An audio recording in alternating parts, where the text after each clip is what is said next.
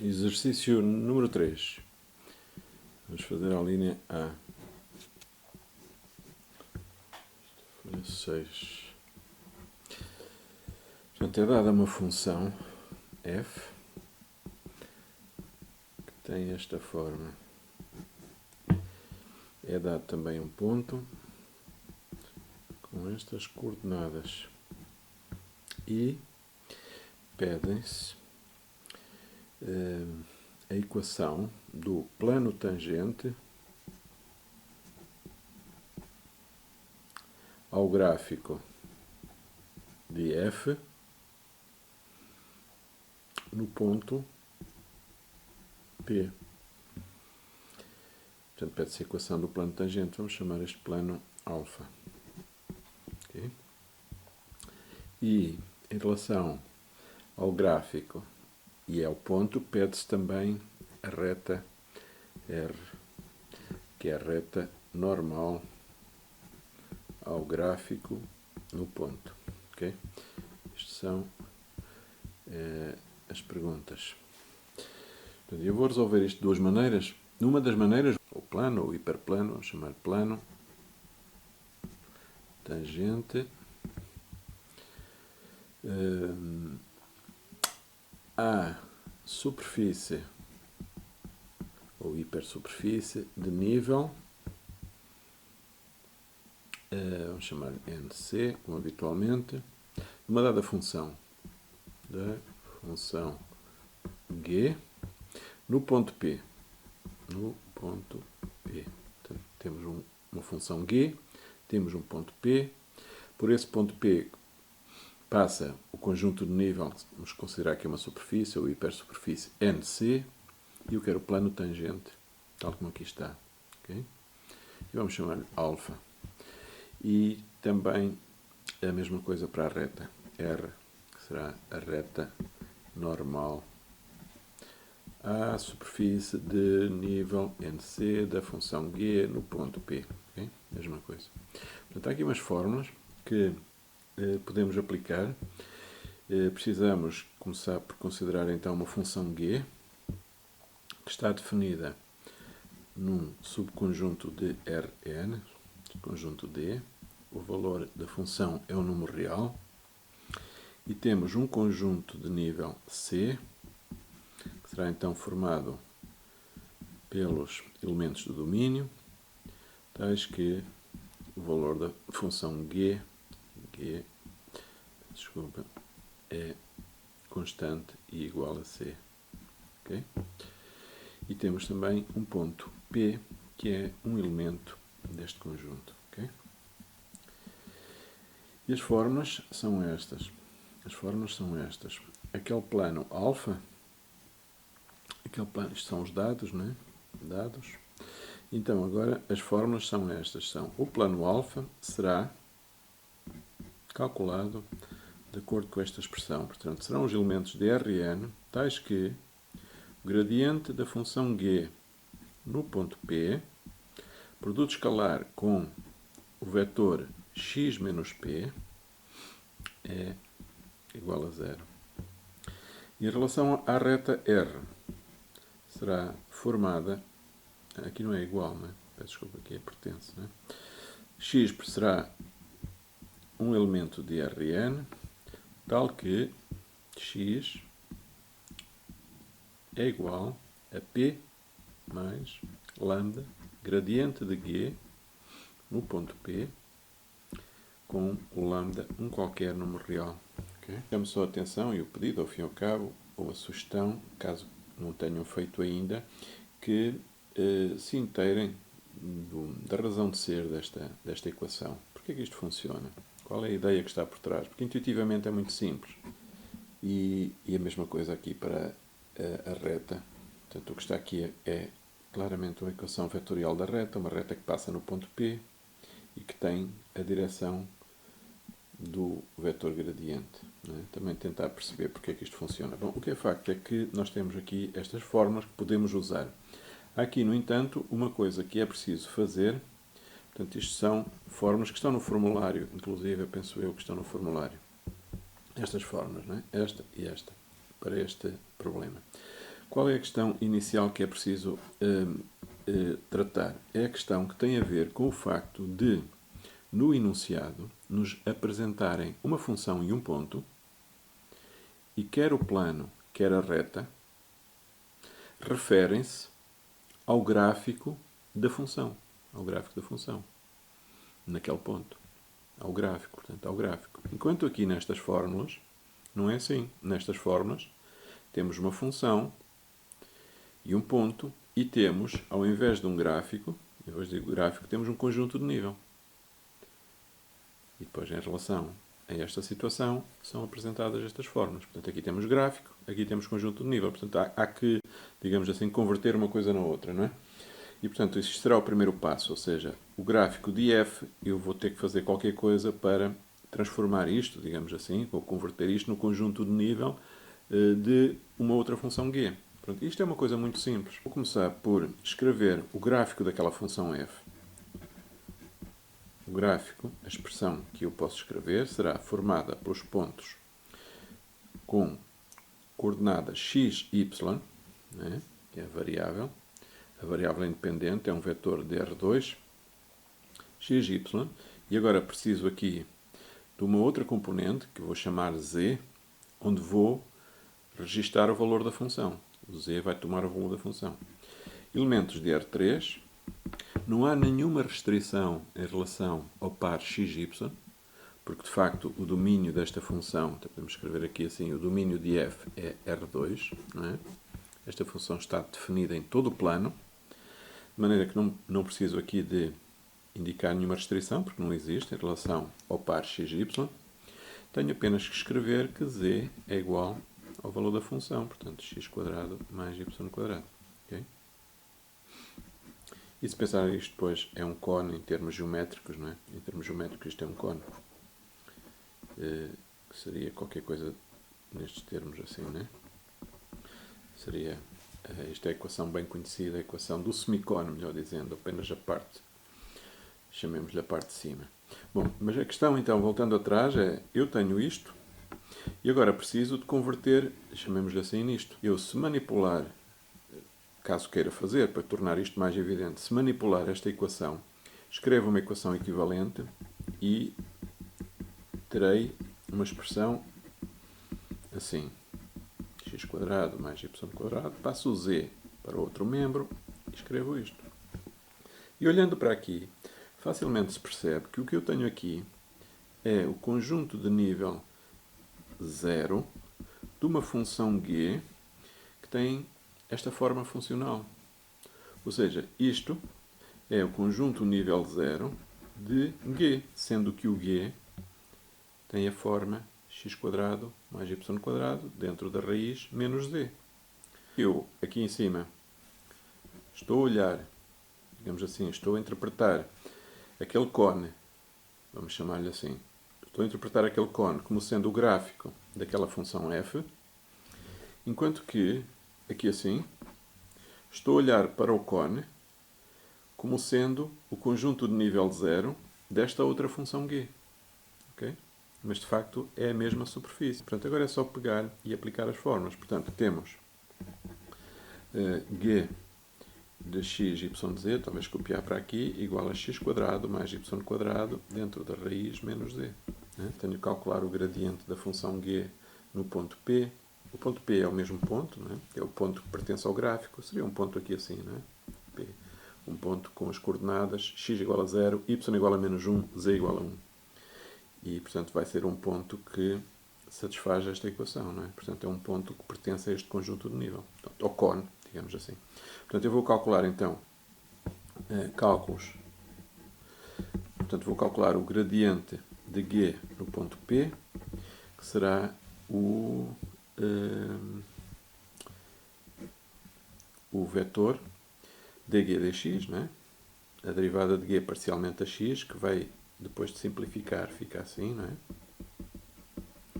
A derivada de g parcialmente a y, que fica este resultado, esta função, e a derivada de g parcialmente a z, que é menos 1. Não é? Menos 1. Ao fazer esta conversão, automaticamente ali aparece menos z e, portanto, aqui menos 1. Okay? E sendo assim, agora posso calcular o gradiente no ponto P, peço desculpa, vamos substituir já P, não é?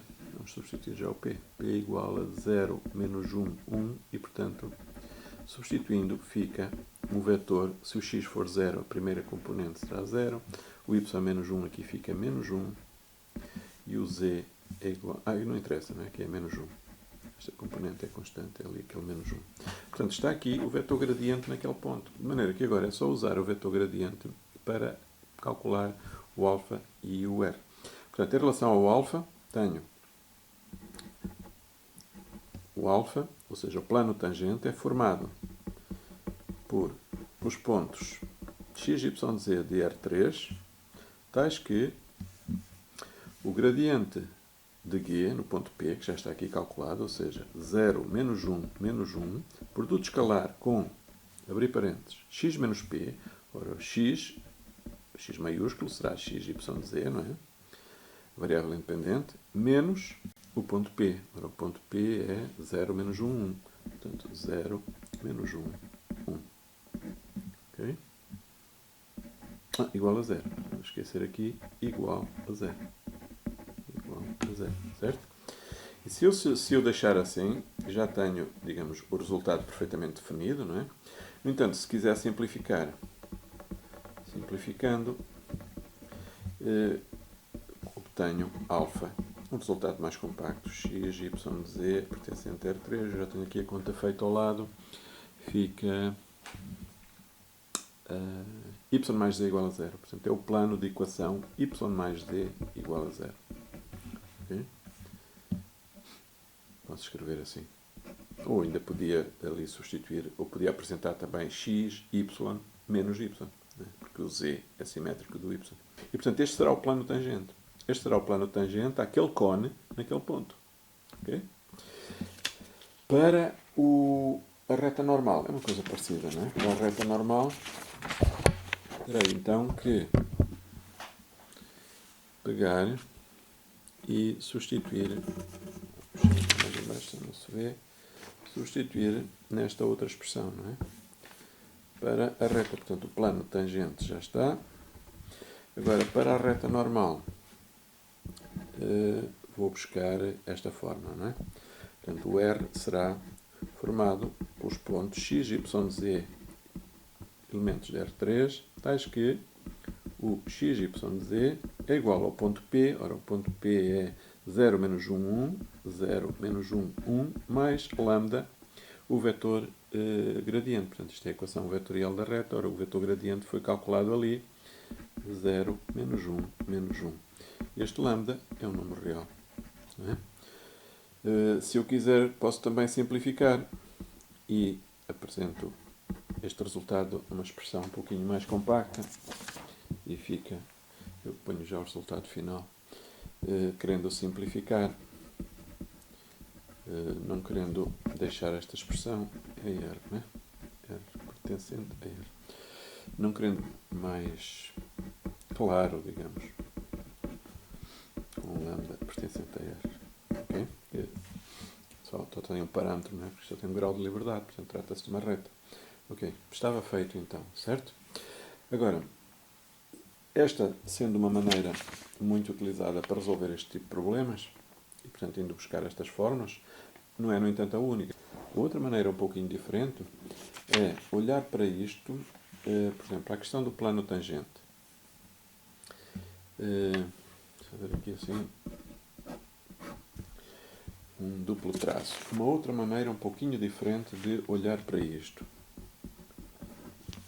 seria baseada naquela ideia, talvez só aqui lembrar, das funções reais de variável real. Por exemplo, se eu tiver x, portanto, a reta, com a x sendo a variável independente, o y o valor da função, a gente tem que ser o gráfico aqui, esta curva que é o gráfico da função, ou seja, é a curva correspondente a y igual a f de x. Portanto, uma função real de variável real. Lembrar isto. Se eu tiver aqui um ponto x0, da abscissa de x0, melhor dizendo, se tiver aqui um ponto da abscissa x0 pertencente ao gráfico, o que pode acontecer é que me interesse Eventualmente interessa aproximar o gráfico pela reta tangente. Okay? Seria qualquer coisa mais ou menos assim. Né? Ali, se for uma curva suave, a reta tangente seria algo deste género. E, portanto, eu teria aqui esta equação, que seria y igual a f no ponto x0 mais o f' no ponto x0, x menos x0. Toda a gente conhece esta fórmula, não é? Vou copiar aqui em baixo porque está muito... Portanto, seria reta tangente ao gráfico de f no ponto x0, f de x0.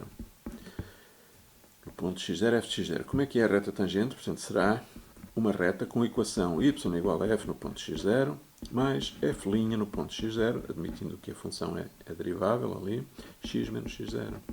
Ou seja, o que eu estou a fazer aqui é usar o polinómio de Taylor de primeira ordem para aproximar o gráfico da função pela reta tangente. Okay? Toda a gente conhece isto, não é? Agora, o que nós vamos fazer aqui é exatamente a mesma coisa.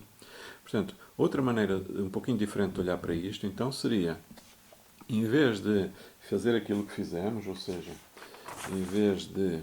Portanto, o que nós fizemos foi, queríamos o plano tangente ao gráfico, mas começámos por, entre aspas, converter o gráfico de f no conjunto de nível de outra função.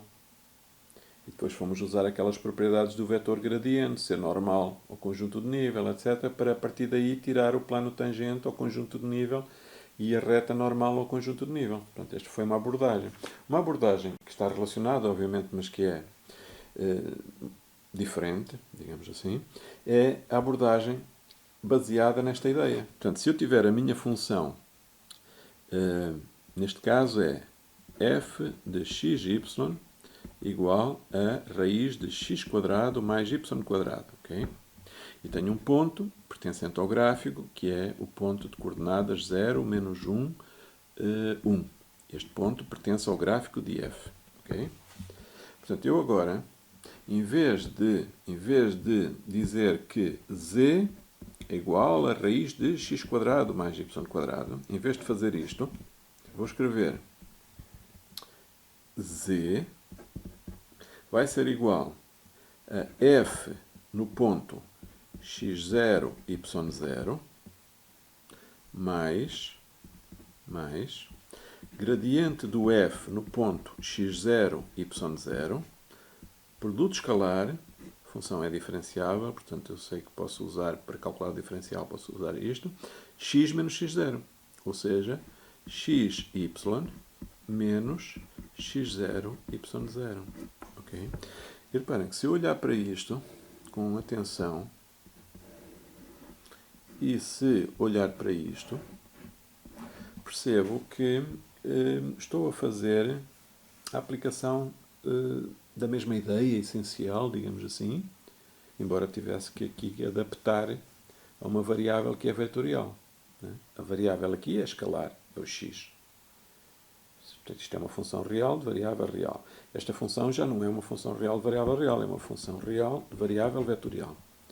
Portanto, já não posso trabalhar exatamente da mesma maneira, mas a noção essencial é a mesma. Ou seja, o z, o valor da função, vai ser calculado somando esta parcela, que corresponde a esta parcela ali, ou seja, esta parcela ali, o f no ponto x0.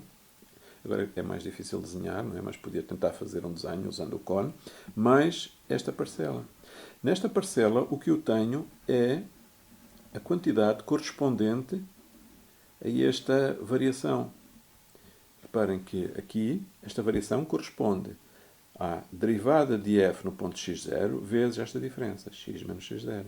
E aqui tem exatamente a mesma forma, ou seja, a derivada aqui, como temos uma função real de variável vetorial, a derivada passa a ser representada pelo vetor gradiente. Portanto, o vetor gradiente, este vetor aqui, corresponde ao f' ali, ou seja, este vetor gradiente é o vetor que representa a derivada, a multiplicar por esta variação na variável independente. Cá está a variação na variável independente, xy menos x0, y0. Portanto, eu vou usar esta fórmula. Preciso de saber o valor da função no ponto x0 e y0. O x0 neste caso é 0, o y0 neste caso é menos 1, okay? E o valor do z correspondente será 1, não é? Este é o valor do z, 0, chamemos-lhe assim. Não é? Se eu substituir o x0 por 0, fica 0 ao quadrado. Substituir y0 por menos 1, fica menos 1 ao quadrado. Portanto, fica 0 mais 1, dentro da raiz fica 1. A raiz de 1 é 1, está certo? Né? Está certo. Portanto, substituindo,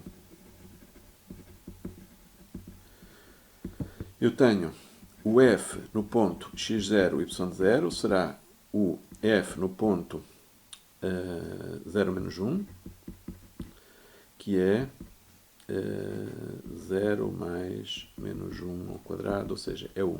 Ok, isto nem precisava de calcular, porque de facto é o ponto dado. Se tudo estiver correto, é o ponto dado. É aquela componente do ponto dado. Em todo caso, fizemos aqui a conta. Agora vou calcular o gradiente de f no ponto x0 e y0. Estas contas, ao fim e ao cabo, já foram feitas aqui atrás, não é? Estas contas já foram feitas aqui assim. Esta é derivada parcialmente a x, esta é derivada parcialmente a y. Portanto, posso voltar a escrever, não é? Fica... desculpa, como é que é? Ok. Vou escrever já, não é? Aqui fica x, suponho. Acho que é x em cima, no numerador. E aqui fica x quadrado mais y quadrado. E ali fica y sobre a raiz de x quadrado mais y quadrado. No ponto 0 menos 1. 0 menos 1. E obtenho o vetor 0 menos 1. Okay? Este é o gradiente de f. Reparem que o gradiente de f tem naturalmente as mesmas duas componentes iniciais neste problema, não é? Neste problema, as mesmas duas componentes iniciais já tinham sido calculadas. Okay? Portanto, agora o que é que me falta mais? Mais nada, não é? É só pegar e substituir. E, portanto, fica z igual a 1 mais 0 menos 1, produto escalar com xy menos 0 menos 1. Não é? Penso que é assim. E, portanto, isto dará 1 mais 0 menos 1, produto escalar, com x menos 0, que é x, vírgula, y menos menos 1 fica y mais 1. Não é? Ou seja, fica 1, 0 vezes x dá 0, e, portanto, fica menos y mais 1. Ou seja, fica menos y. Portanto, z igual a menos y, que era, não vale a pena fazer mais, não é? Que era a equação que nós tínhamos obtido há bocado. Não é? Há bocado tínhamos escrito de outra forma, tínhamos escrito y mais z igual a 0, mas é evidente que é a equação equivalente. Não é? Portanto, cá está outra maneira de fazer isto, um pouquinho diferente, não é? Com base na ideia da aproximação pela função polinomial de grau 1. Não é? Então, vamos escrever aqui, usar a função polinomial de grau 1. Ok? Portanto, é uma ideia um bocadinho diferente. E, portanto, nesta altura, então, já temos o alfa. Okay? Eu vou só acabar muito rapidamente. O alfa, portanto, será o plano com a equação y mais z igual a 0. Se eu agora quiser tirar a reta, também há uma fórmula aqui que posso usar, mas também há outra coisa que posso fazer, é lembrar, se tiverem um plano com a equação ax mais by mais cz mais d igual a 0, qualquer plano é possível escrevê-lo nesta forma, né? Com os valores de a, b, c, d correspondentes à situação. A normal, o vetor normal a este plano, será um vetor A, B, C. Né?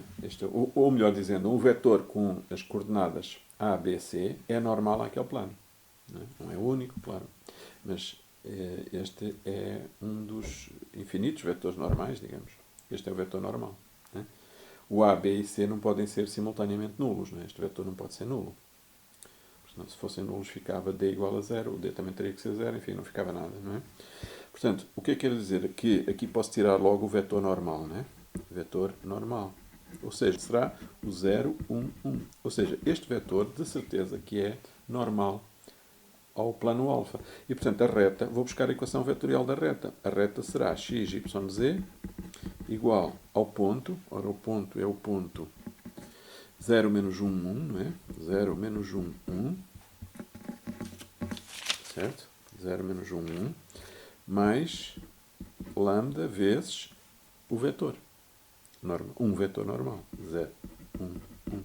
Com o lambda pertencente a R. Pronto, eu tenho aqui automaticamente a equação vetorial da reta, ou seja, tenho o mesmo resultado aqui em